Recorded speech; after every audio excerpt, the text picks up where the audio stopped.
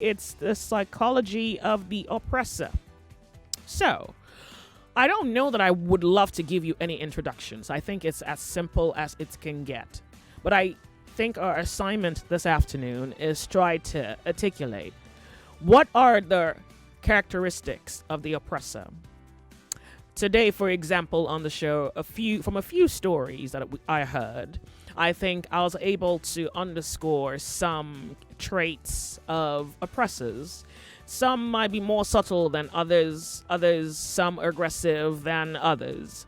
But nonetheless, it's a state where one exercises will over the other, or one exercises power over the other, or one exercises advantage over the other. But what I can say for sure is that some people do not know that they're about to be oppressed. Some people do not know that they are being oppressed. In fact, some people only realize the oppression after the oppressor has done a fantastic job of crippling them. Yeah.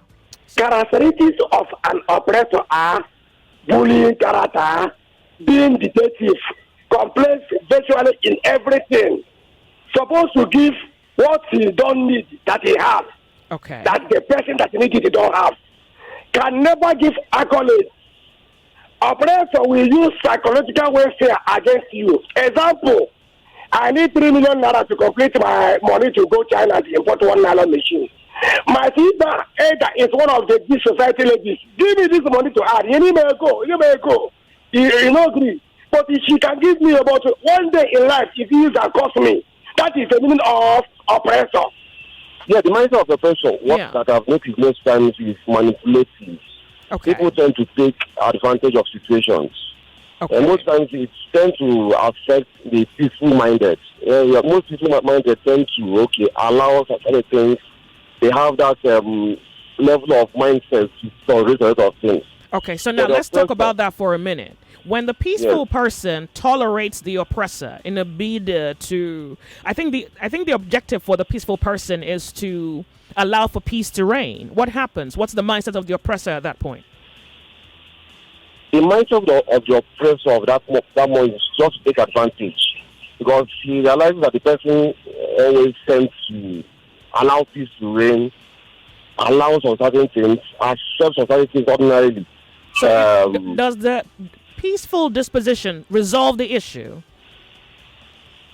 in the face of one who's oppressing a peaceful person? To an extent. Sometimes the oppressor might not be aware of what is, maybe that's how the person grew up. He's like a bully.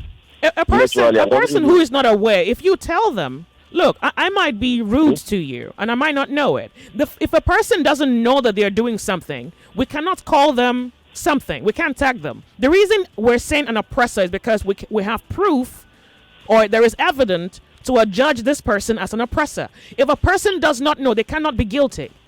It depends on which person they are reasons to that. Sometimes they feel it is their person, it is who they are. And most times don't consider it as oppression.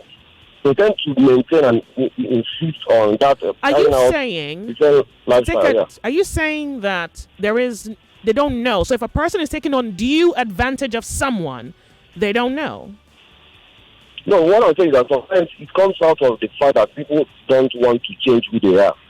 And always No. The subject is not whether they want to change or not. Let's ignore, let's just talk about the psychology. Whether they want to change or not is irrelevant. Yeah? Because if we establish the psychology, then we can determine the best response to it. Do you understand? Whether a person doesn't want to change, for me, it's hardly the debate. Because I feel a person can be forced to change. They don't want to, but they are forced to. Because every factor around them compels them to. And it's against their will. Okay. So that was why I asked you, when a person is peaceful, does their peace allow the oppressive person change or make the oppressive person change towards them? And you said no. Do you understand what we're doing today? Good. Yeah. So it would mean that oppression or the oppressive person takes advantage, particularly because they know that the other person is not as brash or as wicked as they are. Number one character of the oppressor is fear of losing out. Okay. Yeah, but to the oppressor, he's going to call it strength of winning. Sometimes if the in a certain way Yeah. that the oppressor feels threatened, he might let go of the oppression. Now, but for the oppressed, some are so weak that they have been beaten to submission. And in such a way, they may not want to react. But in reality, if there is a possibility of reaction, the oppressor might let go of the oppression, or I mean of the oppressed. So the reason oppression succeeds is, to a large degree, a lack of reaction from the oppressed. Yes. Thank you. Absolutely. If you look at the way the British imperialists use religion and the politics to oppress all the regions or all the colonies they have colonized, Yeah. the moment the oppressed try to rise up, you will see them devising a means. Either they use the people they are oppressed to cause confusion among themselves in order to continue to fight among themselves so that the oppressed will continue to laugh at them. The issue is, if the oppressed understands the game of the oppressor, I think that will be the end of the game.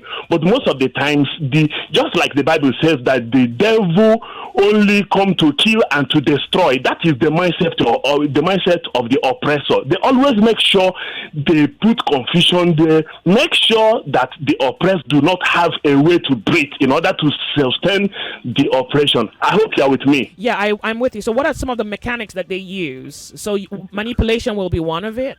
Victimization? Yes, humiliation? intimidation, coercion, and the other means that will make the oppressed to continue to depend on them. If the oppressed understand that the moment they stand up, just like during the EndSARS, people try to establish a voice.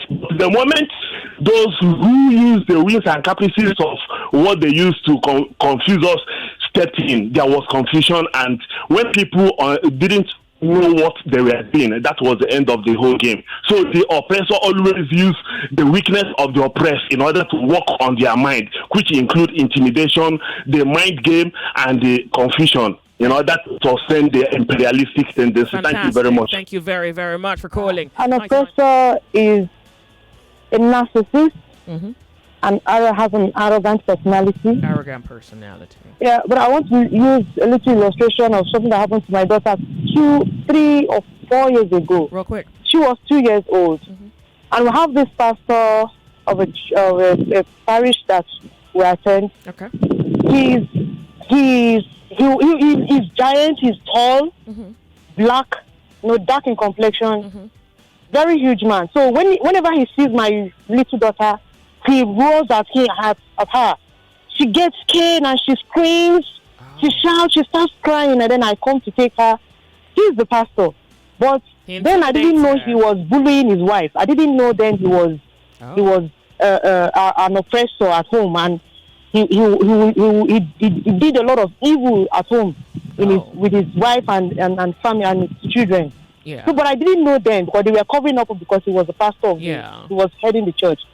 Then he was doing this to my daughter for quite some time. And I would just look at it. He would do it like a joke, but it was serious. The wife would tell him, stop it. This thing you're doing to this child is not okay. He would say he's just playing. But the girl gets scared whenever he sees him. Yeah. A particular day came when we came for evening program. He did that. As much as he did that, my daughter looked him in the face. The reason he was actually doing that was because he didn't like my closeness to the wife. Because he wanted to separate her from everybody, anybody that would come too close to find out. How did you manage it? My daughter? No, that was the day he stopped. The day my daughter looked him in the face. Oh. A little girl of 2 years old. He looked him in the face. He was rolling and my daughter stood up to him. She didn't shake her eyes. And we were all standing there. Oh, he looked him in the face. He was looking at him in the face. He was doing, get out, get out. He was shouting at her, and the girl was just standing, looking at him. And that was the day. Every one of us, we were clapping for the girl. Oh, we so say, yes. What did you learn from that? I will never, ever fall for an oppressor. Never. Once I notice you are coming for it, I stand up head on, immediately. The Lord is your shepherd. Thank you very much for calling. That unnecessary favor part. It is a way to nudge you to feel like you owe them a favor too, since they have done you one, forgetting that you don't ask them for one. So no, thank you very much, Uche. But you see, the thing is, you don't have to act. You don't have to ask. You have to be willing to receive. So it's like when, we hear some men say, a lady seduced me. No, you don't have to go after the woman. There has to be susceptibility in you to fall. You cannot tempt someone who does not have a susceptibility. So if I know that if I gave you 100,000 naira gift, let's say I want to get you to do something silly or crazy or wicked, and I gave you 100,000 naira gift. If I know that you would disregard both the 100,000 naira and me, I have to try another trick.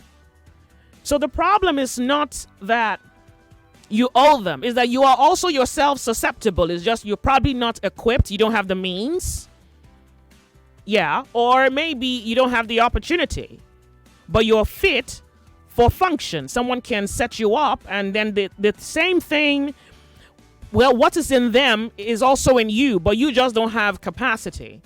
Or maybe you're ignorant. So it's either you're like them or you're ignorant. So when they give you money to vote, you take the money, you vote. And 4 years later, no health insurance, no job, no security, no this one, no that one. You're just grateful to have Nigeria info where you can call and vent. But you took the money.